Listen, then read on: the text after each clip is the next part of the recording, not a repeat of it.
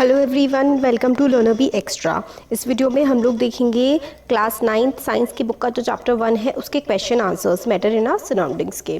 तो पहले इन text question देखेंगे जो आपके चैप्टर के बीच के होते हैं, उसके बाद हम लोग एक्सरसाइजेस देखेंगे। पहला क्वेश्चन है which of the following are matter. ये जो हमें क्वेश्चंस गिवन है, चेयर, एयर, लव, स्मेल, इनमें से कौन सा मैटर है और कौन सा नहीं है ये बताना है। तो चेयर मैटर है क्योंकि हमें दिख रहा है ना कि एक चीज़ दिख रही है, एक कंप्लीट स्ट्रक्चर है, इसमें बहुत सारे एटम्स होंगे, बहुत सारे मॉलिक्यूल्स होंगे, तो वो एक मैटर है। हवा भी एक मैटर है। Smell, almonds, cold drink and smell of perfume are matter.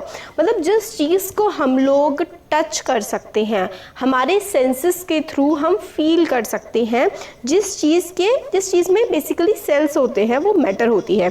तो ये जो लव हो गया और हेट हो गया है ना, थॉट हो गई और कोल्ड हो गया, ये सब जो है मैटर नहीं होते हैं। जिस चीज़ को हम लोग अपने सेंसेस के थ्रू फील कर पाते हैं वो मैटर होता है। नेक्स्ट क्वेश्चन है, हमें रीज़न देना है। The smell of hot sizzling food reaching you several metres away, but to get the smell from cold food you have to go close.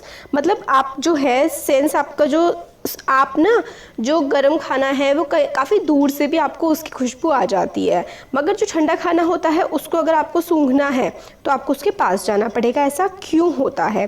तो देखिए इसका आंसर है since hot sizzling food has temperature higher than cold food and at higher temperature diffusion rate of particles is very fast. तो देखिए जितना simple सा इसका answer ये है कि जितना ज़्यादा टेम्परेचर होगा ना उतना ही ज़्यादा डिफ्यूजन होगा, और जितना ज़्यादा डिफ्यूजन होगा उतनी ही दूर तक चीज़ की स्मेल पहुंच पाएगी। तो due to this smell of hot sizzling food reaches us from several metres away. तो फास्ट डिफ्यूजन होता है जब टेम्परेचर ज़्यादा होता है, मतलब जब कोई चीज़ गर्म होती है ना तो स्मेल दूर तक पहुंचती है, तब डिफ्यूजन ज़्यादा होता है। इसलिए हम लोगों को जो हॉट फूड होता है उसकी जो स्मेल है वो काफ़ी दूर तक आराम से हम लोग पहचान पाते हैं।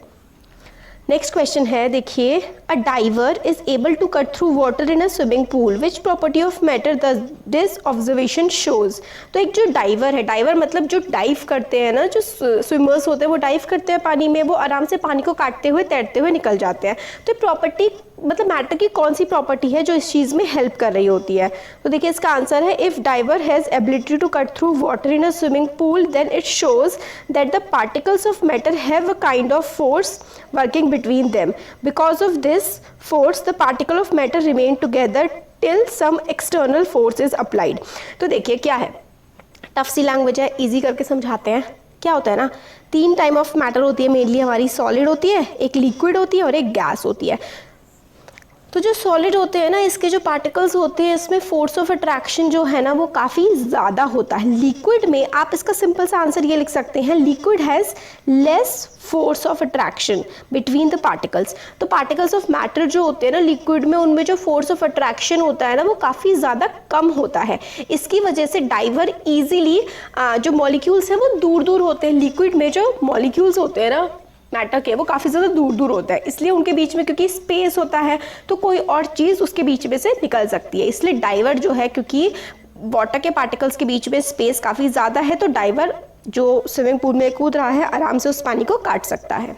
ठीक है, तो यही इसका आंसर है। The particles remain together till some external forces applied.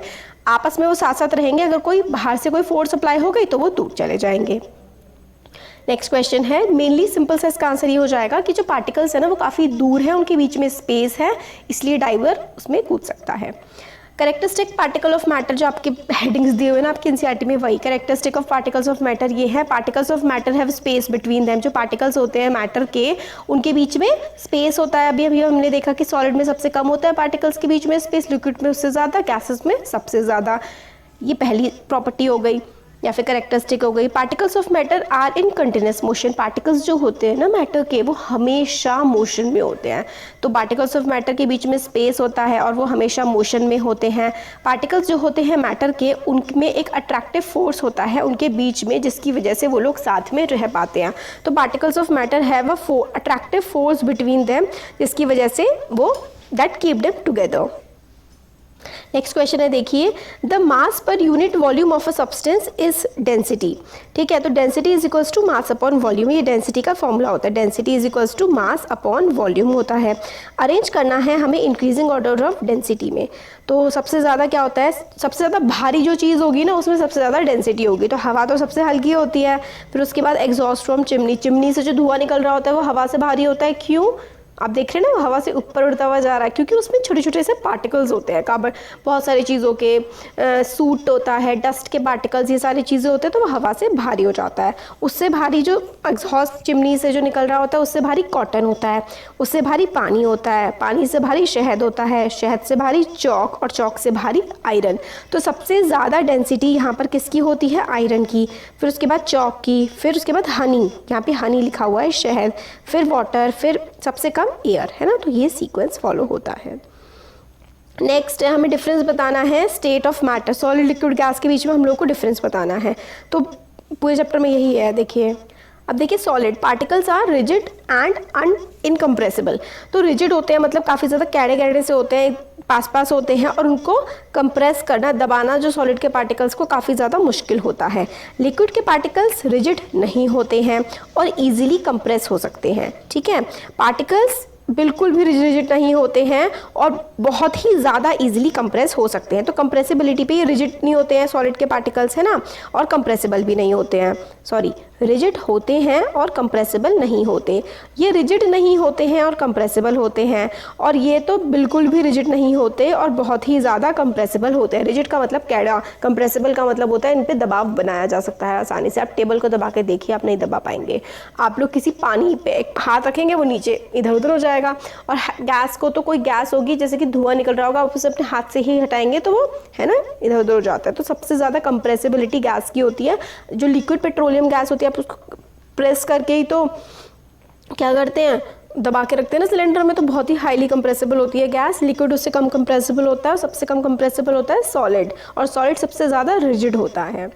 Next point आता है डिफरेंस का, they possess a definite shape and volume. एक डेफिनेट शेप होती है, उनकी वॉल्यूम भी डेफिनेट होती है। तो और ठीक है, सॉलिड्स की, और लिक्विड्स जो होते हैं उनकी सिर्फ डेफिनेट वॉल्यूम होती है, बट जो शेप है वो कंटेनर की ले लेते हैं। आप पानी को बॉटल में रखेंगे तो बॉटल की शेप का हो जाएगा, आप मग्गे में रखेंगे तो मग की शेप का हो जाएगा, बाल्टी में रखेंगे, जिस भी शेप में रखेंगे लिक्विड वही शेप ले लेता है। और गैस की तो कोई डेफिनेट शेप या फिर वॉल्यूम होती ही नहीं है। ठीक है, मगर लिक्विड की डेफिनेट वॉल्यूम होती है, गैस की ना ही डेफिनेट वॉल्यूम होती, ना ही शेप होती। लिक्विड की डेफिनेट वॉल्यूम तो होती है बट डेफिनेट शेप नहीं होती। They shape the take of container, जिसमें उसे रखा जाएगा। और सॉलिड की तो डेफिनेट शेप और वॉल्यूम दोनों ही होती हैं। नेक्स्ट है, they do not have the ability to flow, मतलब बह नहीं पाते हैं, है ना। इनके पास तो काफ़ी हाई एबिलिटी होती है, तो आराम से बहते हैं, पानी बहता है। They can flow in all possible direction, but ये जो है हायर टू लो लेवल में फ्लो कर पाता है लिक्विड, और गैस तो भाई कहीं को भी फ्लो कर जाता है। एग्जाम्पल जो सॉलिड का है वो है सॉल्ट हो गया, शुगर हो गया, चौक हो गया, गोल्ड हो गया, है ना। और लिक्विड के example water, alcohol, diesel, petrol वगैरह, और गैस का तो हवा, एयर, CNG, स्मोक वगैरह, है ना। अब नेक्स्ट आता है, देखिए, कमेंट अपन द फॉलोइंग, हमें इन पर कमेंट करना है। तो रिजिडिटी, रिजिडिटी क्या होता है? Property of matter to maintain its shape even if external force work and the solid shows this property. Rigidity हम लोगों ने देखा था कि मैटर की प्रॉपर्टी होती है कि अपनी शेप बना के रखेंगे, हम अपनी शेप नहीं छोड़ेंगे, जैसी हमारी शेप है हम वही बना के रखेंगे, यही होती है रिजिडिटी, और ये सॉलिड की प्रॉपर्टी होती है। नेक्स्ट आता है कंप्रेसिबिलिटी, दबाव बनाना। It is property of matter, matter की प्रॉपर्टी होती है to allow to decrease in volume under high pressure and the gases show this property. ठीक है, तो कंप्रेसिबिलिटी की उनकी वॉल्यूम आप कम ज़्यादा कर सकते हो, तो वो कंप्रेसिबिलिटी हो गई। फ्लूइडिटी क्या होती है कि वो कितना बह सकता है। ठीक है, it is the property of a substance to easily flow and allow change in its shape under external forces, and this property is exhibited by both liquids and gases. तो देखिए, लिक्विड और गैसेस इस property को दिखाते हैं, solid fluidity को नहीं दिखाता है, और ये प्रॉपर्टी होती है किसी भी सब्सटेंस की बहने की। ठीक है, नेक्स्ट आता है filling a gas container. Gas के कंटेनर को कैसे फिल किया जा सकता है? कंप्रेस करके। Gases can be compressed easily, hence they can be filled with in a vessel at high pressure. आप बहुत ही ज़्यादा हाई प्रेशर पे किसी भी गैस को इजीली कंप्रेस करके रख सकते हैं। This property of gas allows their convenient filling into a small container. तो ये जो प्रॉपर्टी है गैस की वो उसकी वजह से आराम से जो है गैस किसी भी कंटेनर में आप फिल करके रख सकते हैं। And that also in a large volume, बहुत ही लार्ज वॉल्यूम का, काफ़ी कम जगह पर स्टोर करके रख सकते हैं। It also allows easy transport from one place to another, एक जगह से दूसरी जगह आराम से ट्रांसफर कर सकते हैं। एग्जाम्पल हो गया CNG का। ये सारे के सारे आपके NCERTs में जिस तरीके से डेफिनेशंस दी हुई है ना, बिल्कुल वही सब लिखा हुआ है। शेप है, according to the types of matter shape differs depending upon location of particles. जो मैटर का टाइप होता है ना उसमें शेप ना वेरी कर जाती है काफ़ी ज़्यादा लोकेशन के हिसाब से। लाइक सॉलिड्स की डेफिनेट शेप होती है, लिक्विड की कंटेनर एक्वायर कर लेता है, और गैसेस की तो कोई शेप ही नहीं होती। काइनेटिक एनर्जी क्या होती है? It is a kind of energy present in an object when it is under motion as the particles of that object matter are continuously moving, therefore matter has kinetic energy. तो kinetic energy होती है कि भाई property of motion है, आप कितना move कर रहे हैं, वही काइनेटिक एनर्जी होती है। पार्टिकल्स ऑब्जेक्ट में प्रेजेंट होती है अंडर मोशन, जो मतलब मोशन में होते हैं ना, जो चल रहे होते हैं जो ऑब्जेक्ट्स, उनमें काइनेटिक एनर्जी प्रेजेंट होती है। ग्रेटर द मूवमेंट, जितनी ज़्यादा मूवमेंट होगी उतनी ही ज़्यादा काइनेटिक एनर्जी होगी, है ना। तो जितनी कम मूवमेंट होगी उतनी कम काइनेटिक एनर्जी होगी। तो सबसे ज़्यादा मूवमेंट तो गैसेस में होती है, तो सबसे ज़्यादा काइनेटिक एनर्जी गैसेस की होती है, उससे कम लिक्विड की, और सबसे कम काइनेटिक एनर्जी सॉलिड्स की होती है। डेंसिटी, मास पर यूनिट वॉल्यूम, हम लोगों ने ना देखा था density is equals to mass upon volume. तो मास पर unit volume of a substance को हम लोग